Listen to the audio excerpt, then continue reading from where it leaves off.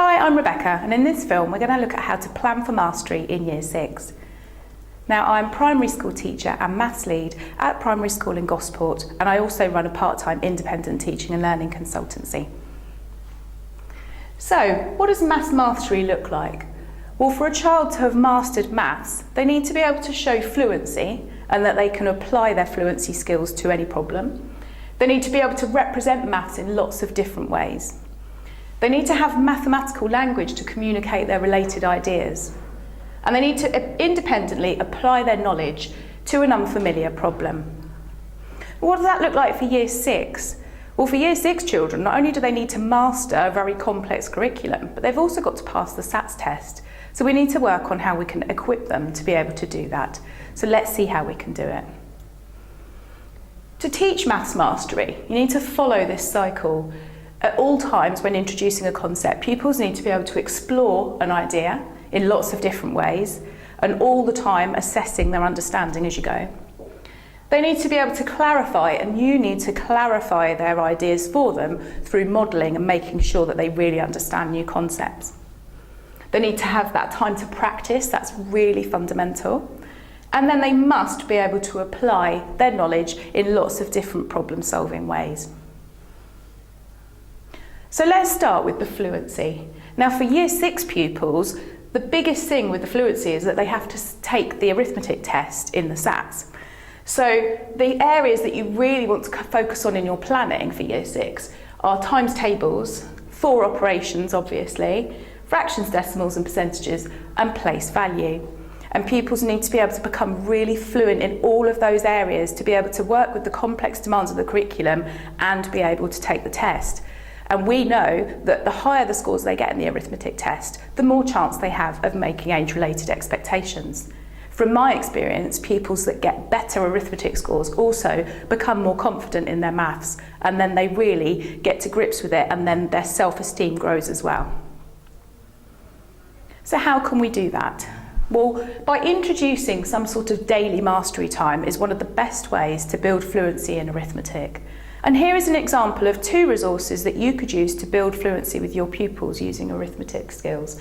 So here we have 2 third-space learning resources that are very useful. They're called Fluent in 5, and they are basically a set of questions that children can do every single day to practice their skills. As you teach more arithmetic skills throughout the year, you can introduce those into the daily practice, but make sure that you repeat skills that they've already been taught. So here, this is a Year 6 one that just gives you a few questions every single day that you can give to your class, go through the answers as a class, address any misconceptions, and constantly assessing who can do what to then work out any children that need extra intervention. For SEN pupils, or pupils who are off track, they also have some really good resources for mental calculations. And if you've got children that are off track, I would say to really focus on making links and mental calculations first. Although this is based on Year 4, this is a really useful tool to use for Year 6 pupils that aren't quite there or can't make the links, because they have to look at the calculations, work out whether they can do it as a mental method or a written method, and you can share different ways of solving the problems, and the more they do that, the more fluent they become, and they will make more links without you needing to help them. So that's one really good way. It's a really good idea if you're doing fluency every day to have a set time when you do it.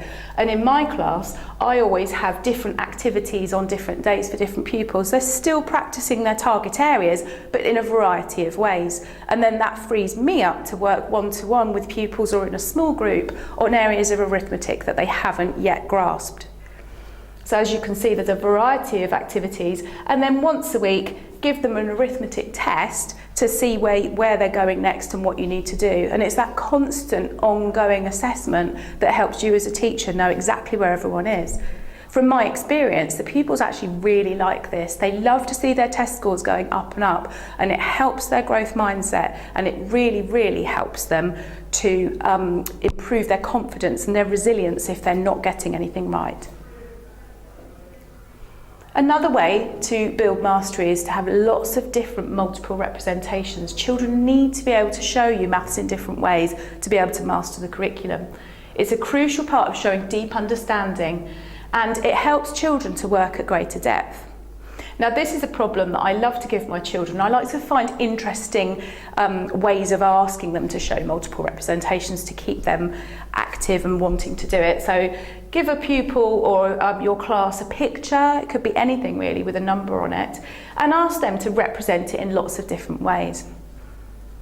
So here you can see some of the things that pupils in my class have shown me that they think of when they see 9 3/4. They might use some arrow cards to show the number as a decimal. They might use deans to show it as ones, tenths and hundredths. They might write it as an improper fraction. Might go and get some actual resources, and lots of the children in my class, especially SEM pupils, they love this because they can be successful as well. So they'll go and get post-it notes and they'll perhaps tear a quarter off so that they've got 9 3/4, or they will get different objects and show you in that way. They might have squared paper where they shade in 9 3/4 of the squares. And then you might get other pupils that will take it really far and maybe write it as a percentage. So what about teaching problem solving? It's really important that when you're teaching problem solving, you still go back to this cycle of exploring the maths first, clarifying the ideas, practicing the skill, and then applying it to non-routine problems. So what's the best way to do that? Using variations is a good way for getting pupils to understand how to solve a particular type of problem. For example, here we've got a fractions problem that's quite complex.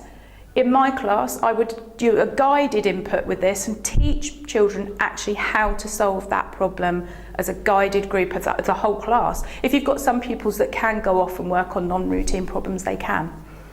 Then give them a similar problem. It's a very, very similar problem, but the fraction's different and the way they solve it would be the same, so they can get confident with how to do it. And you can keep giving them the same problem, different numbers, until you think, right, they've really grasped it now, and then move on to non-routine. Here we have another example. It's different types of measures in the variation. So here we've got one where we're looking at costs, and then here we're looking at measurements as well. So the way they solve the problem's the same, but the context is different. Again, giving them lots of practice. And it's all about you modelling and showing how to solve it. Don't forget, you must plan in opportunities at all times for pupils to work at greater depth. And it's really important to remember that greater depth doesn't mean higher ability. All pupils can work at greater depth at different points throughout the year, but the ones that achieve greater depth at the end of the year will be the ones that can do it in every single area of maths. So provide them with problems that have fewer steps. You can use different language. You can have more domains involved in the questions. And you can give them increasingly sophisticated problems, so they have to really think and unpick the maths that's involved. I'm going to show you an example of what that might look like. So here I have a problem here from the NCETM website that has mastery, and then the problem has then been turned into mastery with greater depth. So pupils are asked to put different numbers on a number line that are represented as fractions and decimals. But the greater depth one takes it that step further, and they've got to a number line where they've got to think, where could it be at the point? So it's just taking the steps out, fewer steps, so it's harder for them. So to summarise, to really make sure that your Year 6 pupils are mastering maths by the end of the year, build fluency in arithmetic, represent the maths in as many different ways as you can, practice using that mathematical language to communicate ideas, and apply your knowledge to lots of different non-routine problems. So for any more information, here's how you can get in touch.